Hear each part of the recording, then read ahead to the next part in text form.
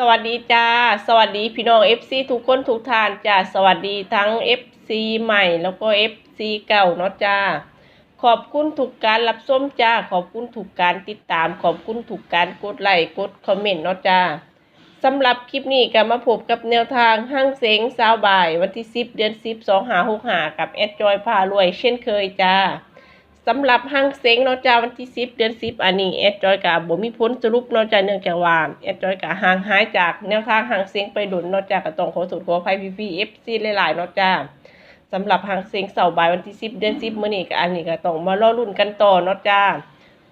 สำหรับห้างเซ็งรอบเสาร์รอบบ่ายของวันที่10เดือน10อันนี้แอดจอยกับบ่มีผลสรุปเนาะจ้าแต่ว่าแอดจอยเอาผลของผลออกล่าสุดเนาะจ้าก็คือวันที่7เนาะวันที่7เดือน10วันศุกร์ที่ผ่านมาเนาะจ้ามาคำนวณเป็นผลของวันที่10เนาะจ้าอันนี้ก็ต้องมารอลุ้นกันเนาะจ้าว่าสิเป็นแนวใดเนาะจ้าสำหรับคลิปนี้ดูไว้เพื่อเป็นแนวทางมีเขามีรุดเนาะจ้าผิดพลาดหมดเลยแอดจอยก็ต้องขอโทษขออภัยพี่ๆ FC หลายๆเนาะจ้าแอดจอยบอกเลยว่าถ้ามักถ้าชอบจังคอยตามถ้าบ่มักบ่ชอบก็สามารถปล่อยผ่านได้เนาะจ้าบ่มีการบังคับกันแต่อย่างใดเนาะจ้าสำหรับวันที่10รอบเสาร์มื้อนี้แอดจอยให้เด่นอยู่ที่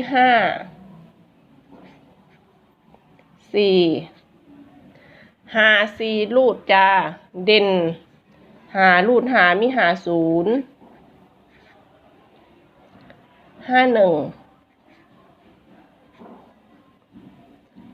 57 59 55จ้ะเด่น4รูด4มี40 41 49 47 45สำหรับรอบบ่ายจ้ารอบบ่ายมื้อนี้อยู่ที่5รูดมื้อนี้เสาร์กับบ่ายคือหาชนเนาะจ้าสำหรับห้างเซ็งมื้อนี้เนาะจ้าเด่น6รูด6มี60ผิดพลาดหมดเลยแอดจอยก็ต้องขอโทษขออภัยพี่ๆ FC หลายๆเนาะจ้าสำหรับห้างเซ็งมื้อนี้เนาะจ้าค่ะห่างหายไปดุลเนาะจ้าสำหรับแนวทางห้างเซ็งเนาะจ้า64 69 เนาะจ้า67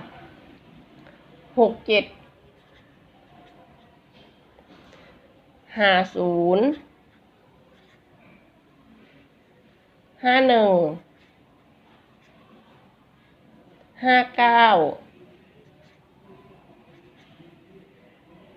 56 55จ้าสำหรับตัวเด่นจ้ารอบเสาร์59จ้ารอบบ่ายเนาะ64 ถ้าพี่ FC มักตัวใดชอบตัวใดก็นำไปเป็นแนวทางได้เนาะจ้า56 50 51 47 40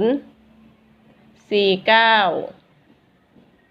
59 55 50จ้านี่คือแนวทางห่างเซ็งรอบเสาร์รอบบ่ายเนาะจ้าวันที่10เดือน10กับประมาณนี้ตามนี้เลยเนาะจ้าถ้ามักถ้าชอบจังคอยตามถ้าบ่มักบ่ชอบปล่อยผ่านได้เนาะจ้าขอให้พี่น้อง FC ทุกคนทุกท่านโชคดีกันทุกคนทุกท่านเนาะจ้าจิ้มตัวใดก็ขอให้ได้ขอให้โดนขอให้เฮงๆรวยๆปังๆกันทุกคนทุกท่านจ้าเข้ามาแล้วก็อย่าลืมเป็นกำลังใจกับแอดจอยเนาะจ้าขอคนละไลค์ขอคนละแชร์ขอคนละ1ติดตามเนาะจ้าเป็นไปได้ก็กดกระดิ่งไว้เบาๆเนาะจ้าแนวทางดีๆมีให้กันได้ทุกวันเนาะจ้าสำหรับคลิปนี้แอดจอยก็ต้องขอตัวลาไปก่อนสวัสดีจ้า